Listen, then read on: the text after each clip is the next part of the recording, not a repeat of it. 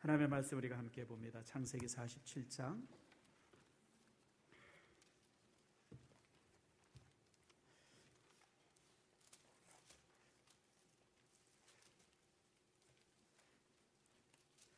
창세기 47장 7절에서 10절 말씀까지입니다. 자, 우리 한 목소리로 7절에서 10절 말씀을 우리 같이 한번 읽읍시다. 요셉이 자기 아버지 야곱을 인도하여 바로 앞에 서게 하니 야곱이 바로에게 축복하며 바로가 야곱에게 묻되 내 나이가 얼마냐? 야곱이 바로에게 아뢰되 내 나그네 길의 세월이 130년이니이다. 내 나이가 얼마 못 되니 우리 조상의 나그네 길에 연조에 미치지 못하나 험악한 세월을 보내었나이다 하고 야곱이 바로에게 축복하고 그 앞에서 나오니라. 아멘. 기도하겠습니다. 하나님 감사합니다. 주께서 우리를 사랑하시고 축복하셔서 오늘 이처럼 주의 전에 나왔습니다. 또 말씀 앞에 우리가 머리를 숙이고 또 우리 마음의 문을 엽니다. 주의 말씀이 우리 앞에 놀랍게 임하게 하시고 그 말씀 속에서 우리의 삶이 새로워질 수 있도록 복과 은총을 내리워 주시옵소서. 말씀이 우리를 건강케 하시며 말씀 안에서 우리의 삶이 새로워질 수 있도록 주님 함께해 주시옵소서. 하늘의 문을 열어주시고 주의 말씀은 살아있으므로 그 말씀이 우리에게 임할 때마다 우리 속에 있는 죄와 또 질병과 모든 것들이 치유되어지는 축복들 내리워 주시옵소서. 감사드리고 예수님의 이름으로 기도드립니다. 아멘. 2주 전인 것 같아요. 1월 초에 신문에 보니까 재미있는 기사가 하나 실렸더라고요. 뭐냐면 국회의원 하나가 법안을 발의했어요. 뭐냐면 한국식 나이 방법을 버리고 출생일로부터 연령을 계산하는 만 나이 방법으로 이제 이렇게 법적으로 의무화해서 모든 사람들이 이제 만 나이를 다 쓰자. 뭐 그런 법을 이렇게 제정하자고 이제 이렇게 발의했다 그래요. 그래서 제가 그걸 읽으면서 아이고 참 국회의원들이 되게 할 일이 없구나. 뭐 이런 것도 무슨 법으로 제정하자 그러나. 지금 사실 우리가 만 나이 잘 쓰고 있잖아요. 저는 병원에 가서 성도들 신방할 때마다 깜짝깜짝 놀래요. 나이가 한 2살씩 어려가지고 우리가 부르는 나이와 실제 만 나이가 좀 다르죠. 근데 뭐 저는 우리가 부르는 나이가 솔직히 더 좋아요. 여러분, 우리나라는요 엄마 뱃속에 있는 10개월을 한 살로 칩니다. 세계 어느 민족도 그런 민족이 없어요. 세계 모든 나라 법이라고 하는 것은 태어나면 그때부터 생명이에요. 그래서 12개월이 지나면 한 살이 되죠. 근데 우리나라는 아이가 태어나면 그 순간 한 살이 되죠. 왜 그런지 아세요? 뱃속에 있는 10개월을 한 살로 치기 때문에 그래요. 생명으로 치기 때문에 그렇습니다. 그래서 저는 우리나라 이 나이 방법, 세는 방법을 되게 좋아해요. 근데 그러다 보니까 저 같은 사람은 좀 불행해요. 왜 불행하냐면 우리 할머님이 항상 저보고 뭐라냐면 얘야 너는 애먼 나이 먹었다. 그래서 난 맨 처음에 이게 뭔 말인 줄 몰랐는데 그게 뭐냐면 저는 생일이 12월 말이거든요. 12월 중순이에요. 음력으로. 그러다 보니까 구정을 딱 지내고 나니까 졸지에 15일 만에 몇 살 됐어요? 2살이 됐어요. 제가 한국 나이로는 66세예요. 근데 만 나이로는요 이제 63인가 그럴 거예요 아마. 제대 헷갈려요 항상. 그래서 이분이 나 때문에 법으로 제정하자 그랬나 그런 생각을 해보는데 물론 이제 그거는 조금 고쳤으면 좋겠어요. 우리 생일 지나면서 한 살씩 다 먹는 거는 그건 조금 좀 고쳤으면 좋겠다 싶은데 그것도 또 의미가 있어요. 며칠 안 있으면 이제 구정이잖아요. 구정 때 우리가 한 살 더 먹는다고 그러잖아요. 저 같은 사람은 이제 그 바람에 2살이 올라가가지고 조금 손해보긴 했지만 또 나름대로 그냥 참 이렇게 괜찮겠다 싶은 생각을 해봅니다. 여러분, 이제는 이 나이가요 100세 시대가 되어졌죠. 그래서 2년 전인가 유엔에서 이제 이렇게 나이를 새로 제정을 했습니다. 그래서 미성년자가 몇 살까지 미성년자면 17살부터가 미성년자입니다. 그리고 18살부터는 이제 청년입니다. 요즘에 이제 우리나라 선거 나이를 조금 낮추자, 18살로 낮추자 그러는데 저는 그게 잘못됐다고 생각하죠. 이제 18살이면요 다 알아요, 다 알아. 다 아는 정도가 아니라 우리보다 훨씬 많이 알아요, 여러분들. 이제 성인인데 여러분 2차 대전 전쟁 영화 이렇게 가만 보면서 느끼는 게요. 그 전쟁터에서 막 죽이고 살리고 했던 이런 그 청년들의 나이가 보통 18세에서 20세 사이예요. 미국에서 그런 나이들을 이제 징집을 했거든요. 그래서 이제 전쟁터에 내보냈는데, 자기 목숨을 걸고 싸울 수 있는 나이들인데 여러분 뭐 투표 하나 못합니까? 물론 이제 여론에 휩싸이고 막 그럴 수 있다라고 하는데, 별걸 다 걱정을 합니다. 18살이면 성인이 되죠. 근데 재밌는 게 18살부터 65세까지가 청년이에요. 청년들 손 들어봅시다. 청년들 손 들어보세요. 우리 청년이라니까요. 제가 청년이에요. 아직 내가 66살이 안 됐으니까, 만 66이 안 됐으니까 제가 아직 청년이고요. 청년 되려면 앞으로 한 2년 이상 남은 것 같아요. 여러분 청년이에요. 그러니까 60살쯤 넘어서부터 이제 내가 좀 폼나게 늙어야지 이런 생각하는 사람은 애늙은이에요. 여러분 65세까지는 청년이에요. 청년이라고 하는 것은 이미 신체 나이가 그렇다는 얘기고요. 정신 나이도 그런 거예요. 그러니까 여러분들이 열심히 뭔가 일하세요. 청년 때 벌써 실업자 되지 말고, 놀 생각하지 말고. 그리고 이제 66살에서 80살까지가 장년입니다. 장년들 손 들어보세요. 노인 아니라니까요. 80도 안 됐는데 무슨 노인이에요, 여러분들. 이제 작년이에요, 이제 작년. 가장 원숙할 때가 작년 아닙니까? 그리고 이제 80이 넘으면서부터 이제 노인이 되어지고요. 100세가 넘으면 장수노인입니다. 오늘 본문에 보니까 장수노인이 한 명 나오죠. 130살 먹은 누구죠? 야곱이에요. 130. 그 당시 평균 연령이 30대 초반이었습니다. 그렇다고 해서 뭐 그때 다 죽었다는 의미는 아니고요. 유아 사망이 많았기 때문에 평균 연령이 그런 것이지, 실제 오래 산 사람들은 대부분 5, 60살 다 이상씩 살았습니다. 그런데 어쨌든 간에 그렇게 이제 5, 60살 살았던 그 나이에 이제 130살이라고 하는 것은 엄청난 나이죠. 그러니까 바로라고 하는 사람이 이렇게 그 바로 임금이 이 야곱을 처음 보니까 깜짝 놀란 거예요. 머리도 하얗죠. 주름도 많죠. 뭐 눈도 잘 안 보이는 것 같죠. 그리고 도대체 이 노인이 몇 살이쯤 됐나 싶어서 물어본 겁니다. 노인장, 올해 춘추가 어떻게 되십니까? 물어봤더니 이제 야곱이 130입니다 라고 하는 얘기를 아주 재밌게 설명을 하는 게 이제 오늘 우리가 읽은 9절 말씀입니다. 자, 9절 말씀 한번 같이 읽어봅시다. 시작. 바로가 야곱에게 묻되 내 나이가 얼마냐 물으니까 9절 시작. 야곱이 바로에게 이르되 내 나그네의 길이 세월이 130년이다. 내 나이가 얼마 못 되니 우리 조상의 나그네의 길에 연조에 미치지 못하나 험악한 세월을 보내었나이다 하고. 여러분, 스토리, 제가 자주 얘기하는 얘기가 스토리예요. 130살입니다 이렇게 얘기하는 것보다 자기 얘기를 재밌게 스토리를 만들어서 얘기하는 거, 어느 게 더 좋아요? 당연히 그렇죠. 요즘에는요, 스펙보다 더 중요한 게 스토리라고 그러죠. 사람들은 스펙을 많이 가지려고 그러는데, 사람들은 스펙을 보는 게 아니라 그 사람의 스토리를 듣기를 원해요.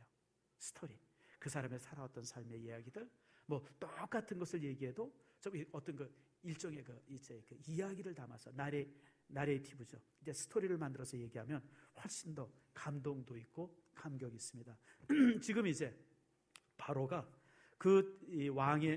바로의 왕의 질문에 야곱이 이제 이렇게 스토리를 담아가지고 재미있게 설명하고 있어요. 내가 130년이 살았지만 그러나 그게 긴 나이가 아닙니다. 나의 조상들은 훨씬 더 오래 살았습니다. 근데 그 긴 삶이 제게 있어서는 험악한 세월이었고 또 내 개인적으로는 나그네와 같은 삶이었습니다. 이렇게 아주 재미있게 이제 스토리를 만들어서 대답을 합니다. 오늘 이 이야기를 통해서 제가 오늘 여러분들과 함께 몇 가지 주제를 가지고 이제 말씀을 나누려고 합니다. 첫 번째 주제가 뭐냐면 장수입니다. 오래 사세요? 자, 우리 옆 사람에게 오래 사세요 한번 물어보세요. 오래 사세요. 오래 사세요, 여러분들. 장수가 축복입니다. 아세요? 장수는 내 개인에게도 복이지만 내 자녀에게도 복이에요. 내 자녀에게. 여러분, 내가 장수하고, 오늘 3부 예배 때 어떤 어르신이 그러더라고요. 목사님 건강하게 장수해야지. 물론 건강하게 장수하면 더 좋죠. 건강하지 않더라도 장수하세요. 건강하지 않더라도 오래 사세요. 종종 어르신들이 그런 얘기를 해요. 아이고, 내가 치매 걸리기 전에 가야지. 애들한테 침이 되는데, 아니에요, 여러분. 애들한테 왜 짐이 돼요? 안 계신 부모님이 짐이지 살아계신 부모님은 어떤 모습이든지 짐이 되지 않아요. 치매 걸리면 어때요? 치매 걸리면 어때요, 여러분? 치매 걸리는 어르신들의 특징이 자기는 천국이에요. 자녀들은 조금 힘들지라도 그럼 어때요, 여러분들? 그래도 오래 사세요. 솔직히 제가 우리 성도들한테 하나 고백하는 것 중에 하나는, 제가 인생을 살면서 제가 이제 64년을 살았는데 저는 별로 지나간 삶을 후회하지 않습니다. 왜 후회하지 않냐면 내가 나름대로 열심히 살았기 때문에 그래요. 여러분, 제가 지나간 삶들을 이렇게 뒤돌아보면 지금 볼 때는 조금 그것이 아이고 내가 그때 왜 그랬을까 그런 생각하지만요, 그러나 그때는 내가 나름대로 최선을 다하고 살았었어요. 그래서 저는 지나간 삶에 대해서는 별로 후회하지 않습니다. 근데요, 딱 하나 후회가 되는 게 있어요. 그게 우리 아버님이에요. 제가 이제 결혼해서 한 2년 정도, 2, 3년 있다가 우리 아버님이 병이 드셨는데 당뇨에 걸리셨어요. 그때는 이제 의료보험이 안 됐잖아요. 그러니까 제가 이렇게 아버님을 뵈면서도 병원에 모시고 가야 되는데 라고 하는 마음이 많이 있으면서도 솔직히 해서 한 번을 제가 병원을 못 모시고 갔어요. 너무 가난해가지고. 그때 이제 사례비를 제가 교회에서 교육전도사 때 11만 원 받았는데 11만 원 가져가지고 11조하고 헌금하고 그 다음에 이제 그 돈 가지고 쌀 사고 이러면 학교 다고 뭐 집에 오갈 차비밖에는 거의 남는 게 없었어요. 그러니까 아버님이 아파서 누워 계신데 한 번도 병원 모시고 가자라고 하는 얘기를 제가 못했어요. 저는 지금도 그게 항상 후회가 되고 가슴에 남아요. 혹시 저 같은 경험들이 있고 저 같은 그런 이 후회가 있는 분들이 있을 수 있어요. 제가 많이 있을 거예요. 내가 그때 부모님한테 좀 잘했으면, 더 잘했으면, 막 그런 마음들. 그래서 저는 제가 지나간 세월에 대해서 후회하는 게 거의 없는데 항상 아버님 문제는 지금도 벌써 30년이 훨씬 넘었는데도 지금도 후회가 돼요. 그때 내가 돈이 그렇게 없어도 어떻게 좀 모시고 갔어야 되는데, 그럼 내가 이렇게 후회하지 않을 텐데, 그런 마음이 지금도 있어요. 성도 여러분, 그렇습니다. 우리 어르신들, 여러분들이 오래 사시는 게 자녀들을 축복하는 겁니다. 치매 걸려도 괜찮아요. 안 건강하면 어때요? 병원에 가서 2개월이든 3개월이든 1년이든 계시면 어때요, 여러분들? 여러분, 그것 때문에 자녀들이 왜 저렇게 안 돌아가시나 이런 생각하는 자녀들 한 명도 없어요. 자녀들은 항상 부모님에 대해서 못해드린 거, 그때 내가 좀 더 잘해드려야지, 이런 것만 가슴에 남죠. 잘해드린 거 가슴에 남는 자녀들이 하나도 없습니다. 그러니까 여러분들이 오래 사셔야 돼요. 제가 특별히 이렇게 보니까 자녀들이 오래 살아서 부모들이 오래 살아서 자녀들이 효도 많이 하면요, 항상 하나님께서는 효도한 자녀들에게 복을 주십니다. 여러분 주변에 가만히 보세요. 부모님에게 효도한 자녀들이 항상 복 받습니다. 건강의 복도 받고요, 또 자녀들의 복도 받습니다. 효도한 가정의 자녀들은요, 자녀들이 잘 됩니다. 그런데 그러지 못하면 그렇죠. 뿐만 아니라 부모님들이 장수해야 자녀들이 하나가 되더라고요. 제가 묘하게 본 것 중에 하나가, 살아계시다가 부모님이 딱 돌아가시면요, 형제들은 그때부터 남이 돼요. 부모님이 살아계시면 병들든지 치매 걸리지 어쨌든 살아계시면 그저 명절 때에도 모이고 때가 되면 모이고 그렇게 가족들이 모여서 그나마 되는데, 딱 부모님 돌아가시나요, 그때부터 딱 남이 돼버리더라고요. 물론 우애가 좋은 형제들은 그렇지 않을 수가 있지만 그렇지 않으면요, 여러분 남이 되더라고요. 그래서 여러분, 자녀들을 축복하는 게 살아있는 거예요. 그러니까 여러분들 장수하시기를 축복합니다. 오래 사셔야 기회도 있어요. 오래 사셔야. 여러분, 물론 오래 살다 보니까 별일을 다 보죠. 야곱도 사실 오래 살다 보니까 참 자기 아내가 먼저 죽는 것도 경험하고, 오래 살다 보니까 자식도 하나 잃기도 하고, 뭐 그런 경험들. 그러나 더 오래 살다 보니까 잃었던 자식을 다시 찾기도 하고, 더 오래 살다 보니까 더 좋은 것에도 살지 않습니까? 그러니까 정말 우리가 삶을 포기하지 말고 하나님께서 주신 삶을 정말 우리가 향유하면서 잘 살아야 되죠. 벌써 한 20년쯤 된 일이네요. 제가 읽었던 글인데요, 1999년 아주 추운 겨울, 지금처럼 겨울이었던 것 같아요. 한 사람이 자살하려고 이제 한남대교를 갔어요. 왜냐하면 뇌수술을 했어요. 뇌수술을 하고 또 이제 이혼을 당하고 뭐 이제 이렇게 이혼도 당하고 뇌수술하고 그러니까 삶의 모든 걸 잃어버리고 그러니까 소주 2병을 마시고 이제 한남대교를 갔습니다. 그래서 가서 이제 중간에 가서 자살하려고 다리를 딱 난간에게 이렇게 올려놨어요. 그때 누가 저쪽에서 오더니 그러더래요. 여보시오, 지금 뛰어내리면 추워서 얼어 죽어. 그러니까 따뜻한 봄에 뛰어내려 그러더래요. 그러다가 이 사람이 이렇게 내렸대요. 내리고 보니까 너무 우스운 거예요. 내가 지금 뭐 하는 짓인가. 아니 자살하는 사람이 얼어 죽을 걸 걱정하고. 그 이 친구가 이제 이 사람이 그래서 이제 그러다가 이제 자기한테 그 얘기한 분이랑 같이 드론드론 얘기하다가 이제 같이 이제 포장마차 가가지고 거기서 이제 또 다시 또 얘기를 했대네요. 그러다가 이제 내가 다시 시작해야 되겠다. 그래가지고 그분이 세운 회사가 한중 엔터테인먼트예요. 성함이 그 진철호라고 하는 분인데 제가 인터넷 찾아보니까 이 회사가 아직도 있더라고요. 그때 이제 포기했던 삶을 다시 회복하고 그래서 이제 근데 이분이 아주 굉장히 그 다음부터는 아주 굉장히 유머 있는 그런 어떤 그 이제 지도자가 돼가지고 여러 군데 이제 이렇게 강연도 하기도 하고 또 회사도 잘 만들었 그런 얘기를 제가 들은 적이 있어요. 여러분 그래요. 따랐다 포기하지 않으면 기회가 있다. 언제나 그래요, 여러분들. 살아있으면 기회가 있는 거예요. 살아있으면. 그리고 여러분 주어진 삶을 여러분들이 무슨 일이 있어도 오래 사세요. 특별히 우리 어르신들 여러분들이 오래 사는 게 자녀들을 축복하는 거예요. 여러분들이 정말 버티고 사는 게 자녀들을 복되게 하는 거라고 하는 사실 여러분 잊지 않기를 축복합니다. 자, 그러면서 이제 오늘 이 야곱이 또 하나 이제 고백하는 게 내가 참 험악한 세월을 살았습니다. 그래요. 험악한 세월. 여러분들 험악한 세월 사셨죠? 험악한 세월을 살지 않았던 분 한번 손 들어보세요. 나는 지금까지 삶이 너무 편안했다. 한 명도 없을 거예요. 우리가 다 험악한 세월. 근데 여러분 아세요? 그 험악한 세월이 지금의 나를 만든 거예요. 그 험악한 세월이. 사실 야곱만큼 험악한 세월을 산 사람이 어디 있습니까? 다른 사람들보다 수십 배 험한 세월을 살았어요. 보세요, 여러분들. 형님한테 사기쳤죠. 아버지 사기쳤죠. 삼촌 사기쳤죠. 또 삼촌이 또 그러니까 14번인가 뭐 이렇게 서로 또 그 뭐죠? 그 품삯을 바꿔가지고 또 삼촌이 또 야곱 사기치죠. 뭐 아무튼 이렇게 저렇게 그냥 야곱의 삶 속에 엄청나게 많은 어려운 일이 있었어요. 그런데 그렇게 많은 어려움을 겪으면서 야곱은 2가지를 깨닫습니다. 첫 번째가 인생의 주인이 내가 아니구나 라고 하는 걸 깨달아요. 그래서 야곱이 성자가 됩니다.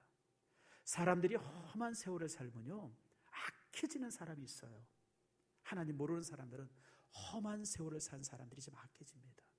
근데 하나님을 아는 사람들은 그 험한 세월을 통해서 내 삶의 주인이 내가 아니라 누구야? 하나님이라는 걸 깨달아요. 그래서 변화됩니다. 그래서 새로워집니다. 그래서 야곱은요 저가 이제 60을 넘기면서부터 저가 진정한 그리스도인이 되어지고 저가 헤브론의 성자가 되어집니다. 그래서 나중에 바로 임금을 축복하는 그 자리까지 서게 되어져요. 또한 이렇게 험한 세월을 살게 되어지면 하나님의 나라를 소망하게 됩니다. 그래서 야곱이 자기 인생을 나그네 길이라고 말한 거예요. 나그네 길.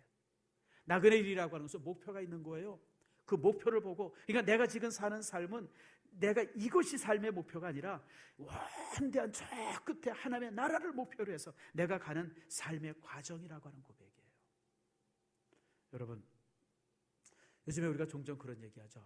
우리나라 교회가 60년대 70년대는 정말 기도 많이 했고 정말 예배 열심히 드리고 열심히 썼는데 한 40, 50년 지나고 나서 요즘 교회는 그냥 열심도 사라지고 옛날보다 믿음이 훨씬 못해졌다고.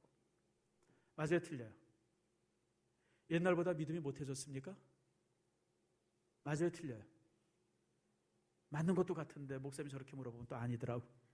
여러분들이 머리가 좋아서 이미 틀려요. 믿음이 나빠진 게 아니라 삶이 너무 좋아진 거예요. 옛날에 60년대 70년대는 먹을 게 없었어요. 살 집이 없었어요. 모든 게 힘들었어요. 애들 학비 내려 여러분 쩔쩔맸어요. 그러니까 그냥 너무 힘드니까 그 당시에는 그냥 의지할 게 하나님 한 분밖에 없었어요. 그래서 그냥 하나님 앞에 기도하고, 그래서 이제 60년대 70년대를 보냈거든요. 그러다가 이제 90년대 넘었으면 우리가 살기가 좋아졌어요. 넉넉해졌어요. 그러다 보니까 이제는 더 이상 하나님 의지하기보다는 편안한 삶에 안주해버린 거예요. 사실은 믿음이 나빠진 게 아니라 우리 생활이 너무 좋아진 거예요. 야곱은 그 험한 세월을 살면서 스스로 성자가 되어졌고, 그 험한 세월을 통해서 하나님의 나라를 소망하게 되어졌어요. 그래서 여러분, 험한 세월이란 나쁜 게 아니에요. 그 험한 세월이 지금의 나를 만든 겁니다. 그래서 여러분들, 그런 지나온 삶, 또 혹시 여러분 지금의 삶이 그렇다 그러면 여러분들 너무 절망하지 마세요. 하나님께서 이 삶을 통해서 지금의 나를 만들고 계시는구나. 그것을 여러분 기억하시길 바랍니다. 특별히 오늘 이 본문의 말씀 속에서 또 하나 우리가 이제 은혜 받는 부분들이 가장 찬란한 시대가 언젠가라고 하는 거예요. 재작년이네요 벌써. 김영석 교수가 책을 한 권 쓰셨죠. 백세를 산다면이라고 하는 책. 재밌게 읽으셨죠. 제가 강단에서 몇 번 얘기했던 것 같아요. 근데 그분이 그 백세를 산다면 그 책에서 뭐라고 얘기하냐면, 만약에 자기에게 또 한 번의 인생의 기회가 주어져서 몇 살로 돌아갔으면 좋겠느냐라고 물으면 자기는 65세래요. 40살이나 이때는 너무 철부지였었고, 또 50살 넘어서는 너무 바빴고, 65세쯤 되어지니까 참 이렇게 여유도 있고, 그래서 자기는 다시 인생으로 돌아간다 그러면 65세로 돌아갔으면 좋겠다. 그런 글을 썼어요. 기억나십니까?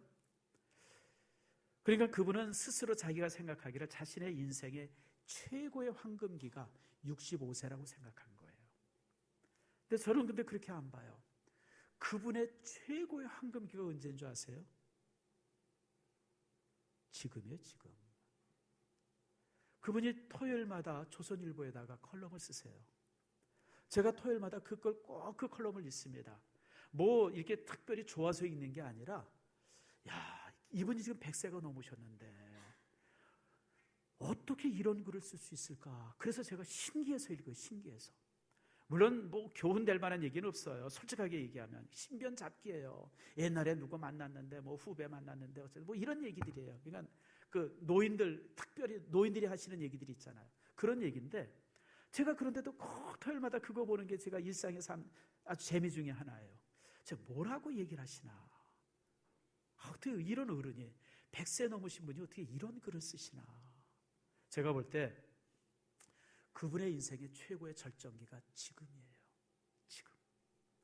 지금도 그런 글을 쓸 수 있다고 하는. 물론 예전보다 건강이 많이 나빠져서 이제는 혼자 어디 거동하시기 힘들고 뭐 이제 여러 가지 있지만, 그러나 그분의 인생의 절정기가 지금이에요.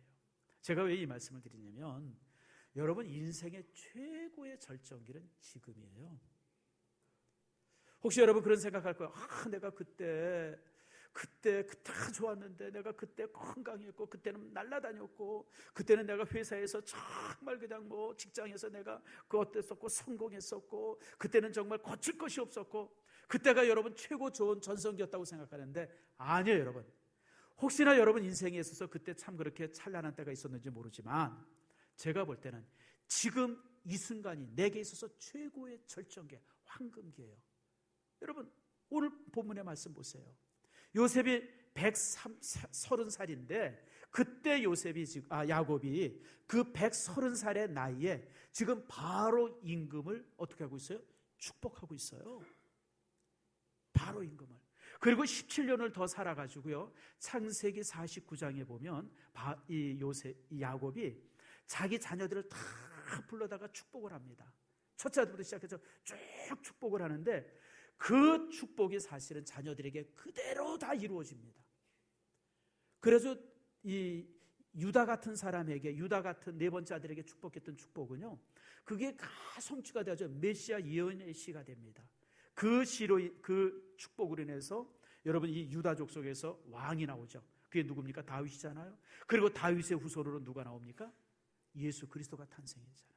그러니까 야곱의 최고의 전성기는 노년기였었어요. 130살, 147살 때 야곱의 최고의 전성기다. 그러니까 여러분들 젊었을 때, 힘 있을 때, 여러분들이 직장에서 막 승승장구할 때, 그때가 여러분의 인생의 최고의 전성기가 아니에요.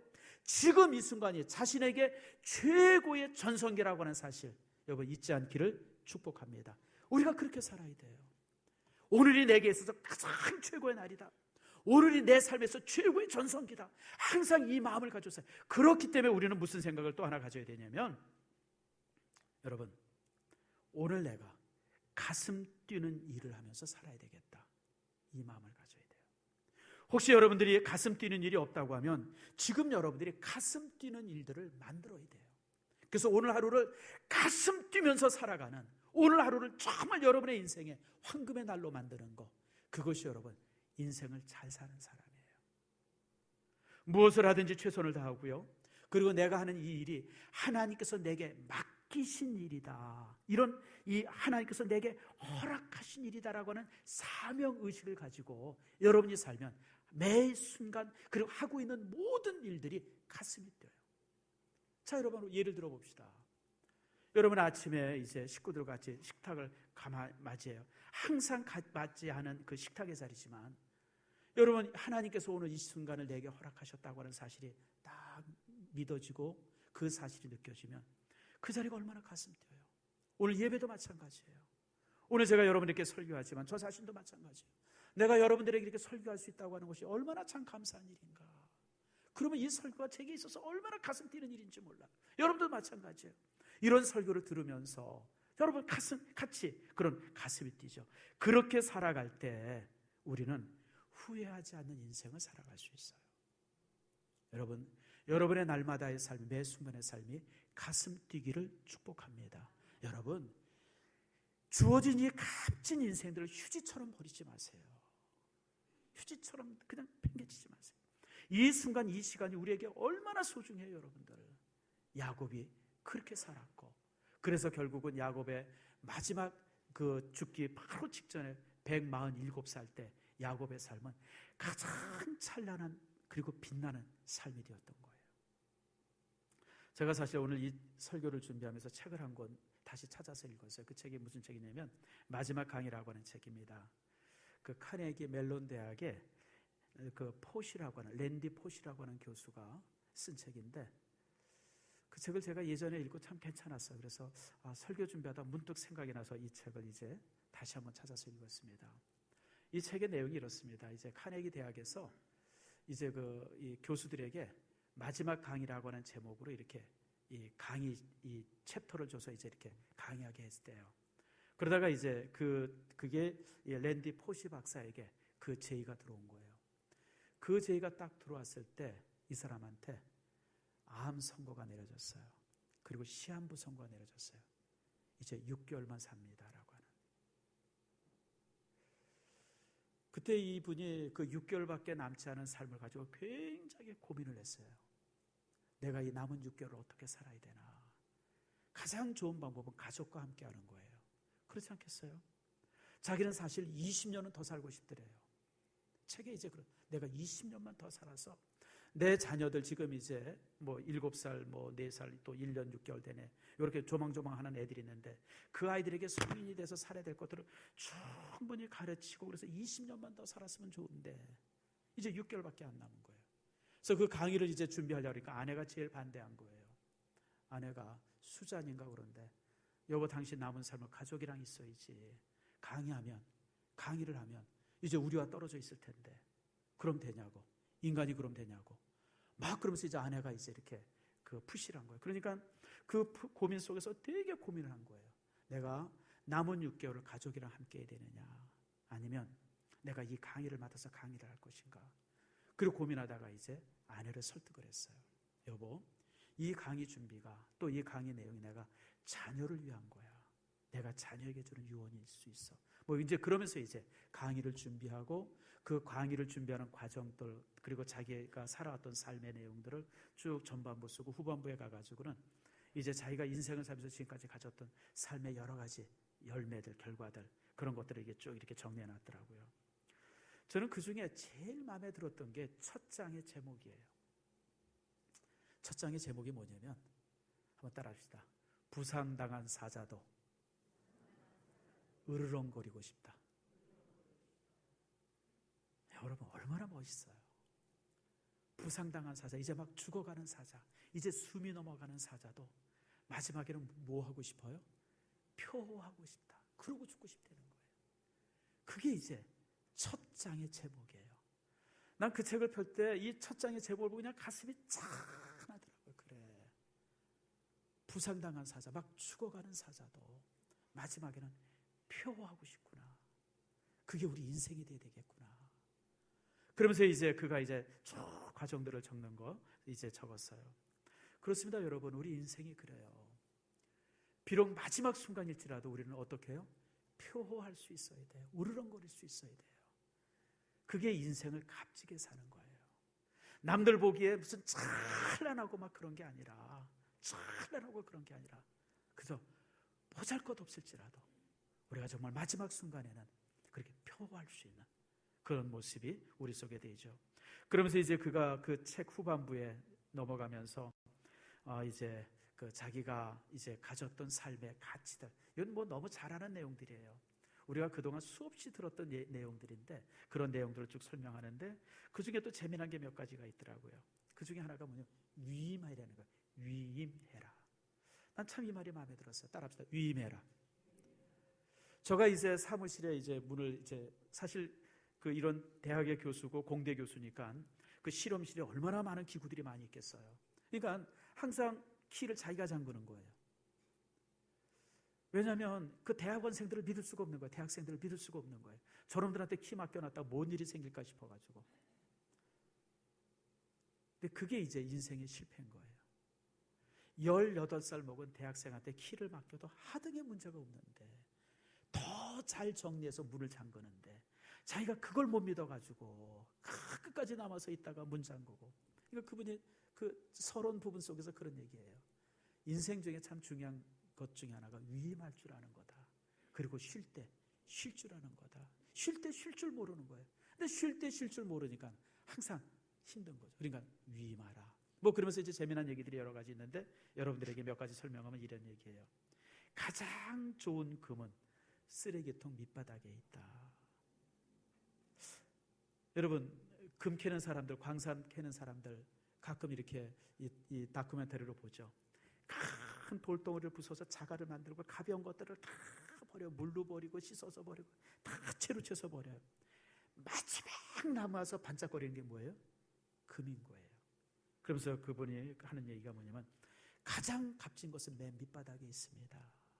그거 찾으세요. 위에 있는 거, 겉에 보이는 거 그거 이렇게 거두지 마시고 그건 다 보잘것없는 쓰레기입니다. 가장 값진 건 어디 있어요? 맨 밑바닥에 있습니다. 뭐 그런 얘기들. 또 뭐 이제 준비하라고 하는 얘기. 특별히 여러분 이 들으라는 얘기들. 특별히 재밌는 것 중에 하나가 사과예요. 누구에게 사과할 일이 있으면 바로 사과하세요. 사과는 끝이 아니라 사과가 시작입니다. 그때부터 우리가 이제 다시 시작할 수 있습니다. 뭐 그런 얘기들. 뭐 그런 얘기들이 후반부에 쭉 있는데 사실은 저는 이런 그 사람이 내겼던 이런 결론의 이런 그런 어떤 그 교훈의 얘기보다 첫 장의 제목이 너무 좋아요. 부상당한 사자도 어떻게 해요? 으르렁거리고 싶다. 여러분, 인생을 그렇게 사세요. 지금까지 살아왔던 수없이 많은 인생의 과거들이 내 삶을 만신창이가 만들었다 할지라도 지금은 어떻게 보면 돼요? 으르렁거릴 수 있을 때 여러분의 인생을 값지게 사는 거예요. 남들이 바라보는 버젓한 무슨 이런 자리들, 버젓한 성공들 그런 거 중요하지 않아요. 여러분, 정말 내 삶에 그런 가치 있는 일들, 정말 오늘도 가슴 뛰면서 작은 일이든 큰 일이든 상관없이 하나님께서 내게 맡기셨다고 하는 그 사명 속에서 오늘도 내가 가슴 뛰는 일을 하고 있으면 여러분 지금 으르렁거리고 있는 거예요. 그런 삶의 복이 여러분 속에 있기를 축원합니다. 말씀을 맺습니다. 어르신들 제가 부탁합니다. 오래 사세요. 충분히 오래 사세요. 100세 넘기세요. 장수노인 되시기를 축복합니다. 건강하지 못해도 돼요, 여러분들. 치매에 걸려도 괜찮아요. 뭐 어때요, 뭐. 연세 드시면 치매 걸릴 수도 있죠. 저도 사실은 이 치매 때문에 걱정이 많아요. 제가 요즘에 이름을 자주 잊어버려요. 사람 이름들을. 옛날에는 누가 이렇게 그런 얘기를 하다, 나이가 드니까 공부가 잘 안 된다고 그러면 제가 항상 핀잔을 쳐요. 이 친구야 열심히 안 해서 그렇지. 나이 드는 거랑 기억력은 무슨 상관이 있어? 아무 상관없어. 제가 자신 있게 그렇게 얘기했는데 요즘에는 제가 이제 기억력이 자꾸만 이렇게 그래서 그냥 책 제목은 기억나는데 책 쓴 사람 기억이 안 나고 버젓이 저 앞에 있는데도 저 사람 이름이 이게 심각해. 이게 혹시 제가 여러분 이름 잘 못 기억하면 저게 이제 고물이 됐나 보다. 무관심한 게 아니에요. 이게 기억력이 조금 쇠퇴해서 그래요. 여러분 그렇게 생각하세요? 근데 여러분 기억하세요. 오래 살아야 돼요. 장수가 내 가족을, 자녀를 축복하는 겁니다. 야곱은요, 자식의 자식, 그 자식의 자식도 봤어요. 요셉도 130을 살았거든요. 요셉도 똑같이 자기 자식의 자식의 자식을 봤어요. 4대째, 5대째 자식을 봅니다. 그게 축복입니다. 내가 오래 살아야 내 자녀들이 우애하고 사랑하고 하나가 되어져요. 나 죽으면요, 내 자식들은 다 남됩니다. 그러니까 오래 살아야 돼요. 또 여러분, 지금 내가 살아있는 이 순간이 내 인생의 최고의 황금기입니다. 과거에 여러분들이 잘 살았고 출세했고 돈 많이 벌었고 이런 것들 다 소용없어요. 그거는 다 지나간 거. 그리고 그 과거가 지금의 나를 만들고 있는 거예요. 과거는 왜 소중하냐면 지금의 나를 만들었기 때문에 소중한 것이지, 과거는 달라서 소중한 게 아니에요. 지금 내가 서 있는 이 순간이 최고의 무엇이다? 전성기고 황금기다. 그래서 우리는 이 순간을 어떻게 만들어야 돼요? 가슴 뛰는 시간으로 만들어야 돼요. 혹시 가슴 뛰는 일이 없으면 내가 스스로 내가 하고 있는 일들을 가슴 뛰게 만들어야 돼요. 만드는 방법이 뭐예요? 하나님께서 이 일을 내게 주셨다고 하는 사명의식들. 이 일이 얼마나 값진가. 우리가 그런 어떤 사명의식으로 하나님께서 내게 맡기셨다는 사명의식을 가질 때 내가 무엇을 하든지 가슴이 뜁니다. 여러분 그렇게 인생을 살고 그런 가운데서 정말 여러분의 삶이 아름답기를 축복합니다.